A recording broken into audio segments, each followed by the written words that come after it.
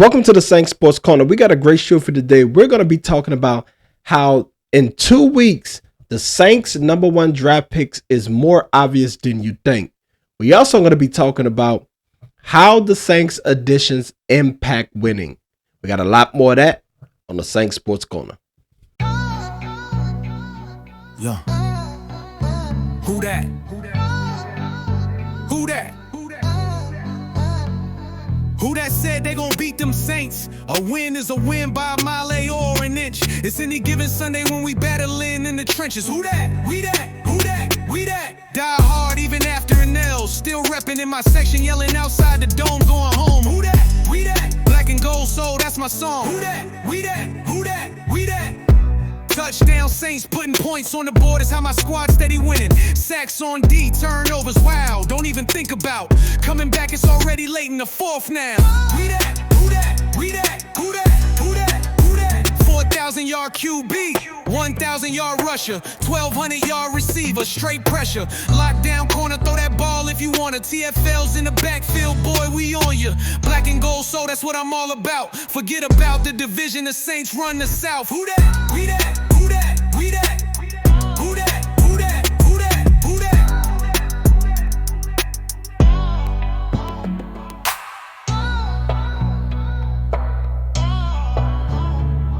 Who that?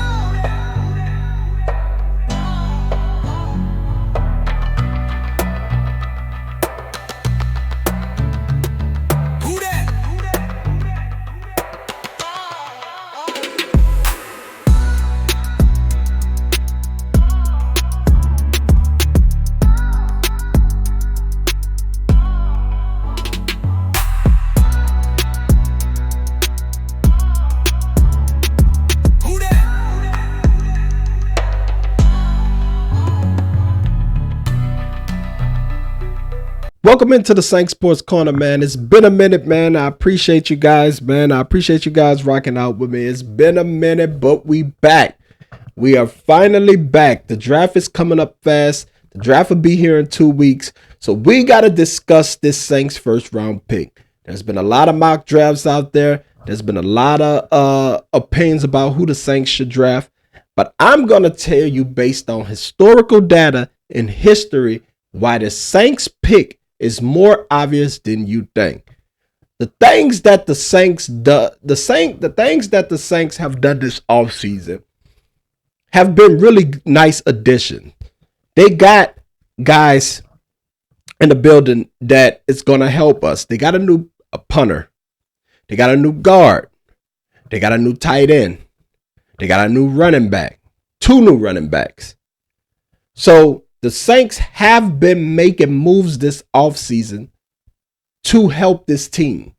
And a lot of the moves that they made were gaping holes that they needed. And they really can go into the draft and draft best player available. The problem with drafting best player available, though, is it really best player available? A best player based on how your team needs to function in order to not only get to a playoff appearance, not only to get in the playoffs, but to actually win playoff games and a potential Super Bowl, to build a Super Bowl contender. That's what I'm saying in so many words.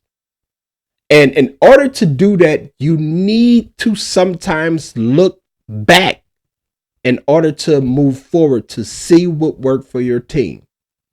Now, I don't know if the Saints do this, but I kind of do this to get a general idea to see what has worked for the Saints when it comes to playoff success and playoff teams and how are they built. And based on the Saints not making the playoffs for a few years, you understand the formula of winning and how was it won. Obviously, you got to have the guys up front. Well, the Saints addressed that. Now they have 2 of the better young tackles in the league. They got one of the better centers in the league. They got one of the better guards in the league. And we don't know who's going to man that other right guard. Maybe it's Cesar Ruiz still. So that checks the first box. You also need pass catchers. We have a few, but we're working on it. We still got time to work on it. So That's obviously a place where we got to get an upgrade. You got to have the quarterback. They seem to have found a quarterback in Tyler Shuck. Hopefully, he continues to ascend to the quarterback heights that we need him to ascend to in order to win championships in New Orleans. Now, when it comes to actually making the playoffs and actually getting your team into the playoffs, there's two things that the Saints always done well. That was a huge indicator when it came to Saints teams making the playoffs, Saints teams making a Super Bowl run, and Saints teams making a deep playoff run, and Saints teams having regular season success. The two main indicators were sacks, team sacks, and rushing. Where did they rank in team sacks and rushing? Those two indicators have always told us if the Saints really had a playoff team, if the Saints really was going to make a case or a run in the playoffs. And you're saying, well, what does that have to do with drafting a player? I'll tell you, because the things that the Saints have struggled with, over the years has been one of those things, sacks. Usually that's a huge indicator whether you have the team to make a playoff. And rushing. If you can't run the ball, you can't play playoff football. So, I mean, you've seen it with Kenneth Walker in Seattle. You have to have a running game. And it doesn't have to be Saquon Barkley. You just have to have a guy, an offensive line, and a coordinator and head coach that sticks to the run. And you've seen how they got the Seattle Seahawks, a Super Bowl victory. The Saints can build that. They did go get Travis Etienne. That's going to get some used to saying, but I always thought it was ETN, but we going to call him what he is. Travis Etienne. They also have Alvin Kamara. They still have Kendre Miller. You know, they're loaded in the backfield. I don't know how they're going to make this thing shake, but they're loaded. So when I see this, I say, okay, so they addressed the running game. They haven't addressed the sacks. Cam Jordan is still not under contract.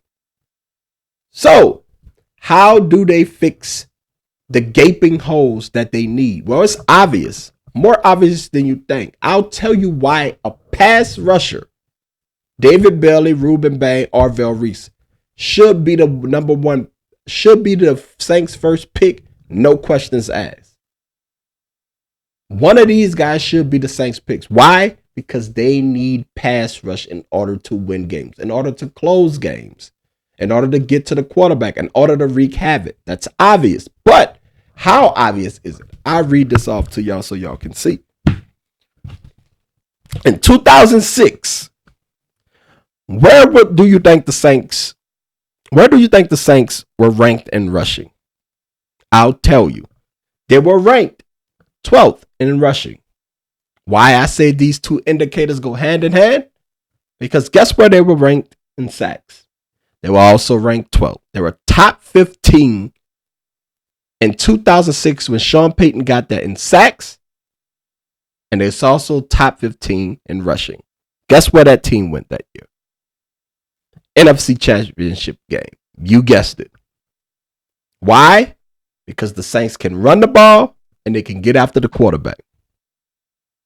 That is not coincidental. Let's move on to their next playoff appearance. 2009, when they actually won a Super Bowl 3 years later. What were they ranking rushing? 6th. Not a coincidence. What would they rank in sacks? Top 15. That is not a coincidence, folks. That is a formula. Identify a formula of your team, an identity you need to win. And an identity you need to win. The Saints have a formula to win, and they haven't stuck to that formula the last few years. Meanwhile, they haven't been in the playoffs in the last few years. Why? Because they haven't stuck to the formula. Now, some of you can call BS, but the proof is in the pudding. Go look at the numbers. The Saints haven't been good together in these two statistical categories. But wait, there's more. There's more. 2010 when they made the playoffs, they were 18 in rushing and they were 20th in sacks. Not as good as top 15, but they still was top 20 in both statistical categories. Was it great? No. But they still were mediocre when it came to getting to the quarterback. They still did it enough. They weren't the worst. They did it at enough clip to win. Still top 20. Top 10 ain't amazing, but it ain't terrible either. It ain't 25th. It ain't 28th. It ain't 30th. There's a formula for the Saints to win games next year. And if they stick to the formula, which they look like they're doing, the number one pick for the New Orleans Saints is obvious. It's not even questionable. It has to be Arvell Reese, Ruben Bain, and David Bailey. If any of those guys fall. Now, if any of those guys doesn't, if none of those guys fall, then we're having a different conversation. But for the sake of this podcast, the proof is in the pudding. Let's move on. 2011. 6th in rushing, 2nd in sacks. And we know how when they lost to the 49ers in that year, the team was very depressed because they said that was the best team they ever had. The numbers proves it. 6th in rushing, 2nd in sacks. One of the better statistical categories they had in both of those categories in their franchise history. So they're not lying to you. They're telling you that they have an identity and formula to that they identify with that helps them reach playoff success. That's why when I look at this draft and I look at the candidates that's coming, yes, Jeremiah Love sounds great. And he would be great next to Travis Etienne if he falls there. And then you probably have to make a decision on Alvin Kamara. But in order to win in New Orleans on that fast track in that dome with those screaming fans, you have to have a pass rush. And as you can see, based on the numbers, I'm making my point. But I'm not done. We're going to keep this thing going from every playoff appearance the Saints have ever had. 2011, 6th in rushing, 2nd in sacks. 2013, 25th in rushing. Not good at all. But guess what?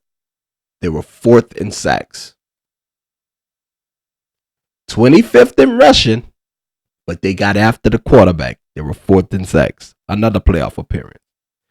2017, 5th in rushing, 10th in sacks. I know you get my drift of where I'm going at.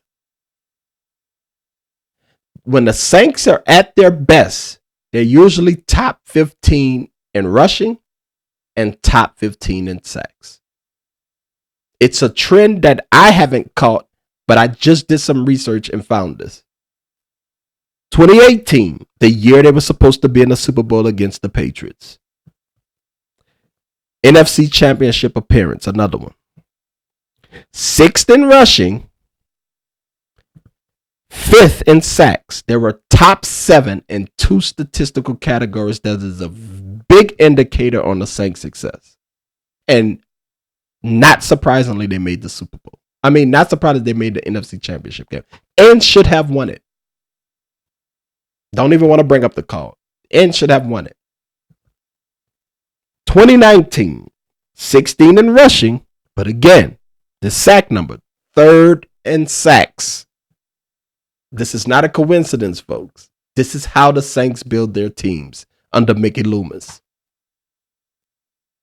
I get that you guys are talking about Delaney, the corner. Yes, he's fine. And for a lot of this time, they had solid corners. But if there's ever two statistics that identify how good the Saints are going to be. It's going to be rushing statistic, team rushing stats, and team sack stats. I get in 2009 they took the ball away a lot. That's why they won the Super Bowl. But there were a different team in 2018 that should have won the Super Bowl. There was a different team in 2013 that should have won the Super Bowl. You're not going to win it the same way twice. 2020, the last playoff appearance that the Saints made. 6th in rushing, 7th in sacks. I say that to say what? I say that to say if the Saints are serious about making the playoffs and helping Tyler Shuck, they have to crank up the run and they have to crank up the sacks. They just have to. It's who they are. It's in their identity. It may be a different regime, but the formula remains the same. Protect the quarterback, rush the passer, run the ball. And the Saints in 2026, 2027 is only going to go as far and be as good as they can do those three things. So when the Saints walk up to the podium and they tell you that they have these guys, which is true, and they net, and they web of players, you better believe that those pass rushers are above almost every other player, every positional player, and potentially that running back. Because the things that have got them the furthest as an organization has been rushing the ball and sacking the quarterback. And the Saints have struggled with that for years. That is important. That is very important. So don't be surprised if that first pick is a pass rusher. In fact, these statistics almost guarantee it, especially with Cam Jordan not on a roster. I mean, it's really more obvious than you think, despite anything that they're saying. I will be shocked to see a Ruben Bain, a David Bailey, Arvell Reese on the board alongside Mansour Delaney and Jordan Tyson and Cornell Tate, and they opt for one of those guys outside of those guys. I would be shocked. Because the need is obviously, but the talent also matches the need. It ain't one of them things where you're reaching. And you got a solid D coordinator. So when you look at the Saints, the question is, what do you do after you grab your pass rusher? That's going to be the biggest question. How do they fill out the rest of the roster? Obviously, you need a tight end. Obviously, you need another wide receiver. Obviously, you can use a corner. Obviously. But how do they build it out after, I think, is more intriguing than the first pick. I absolutely think, if I was a betting man, that a pass rusher should be, if I can put my money on something, the pass rusher would be the first pick. Of those top three guys, if one of them on the board. Because that's the thing that drives success in New Orleans. And I look forward to seeing if I'm right. I look forward to seeing it. I really think it's going to be Ruben Bain. That's I'm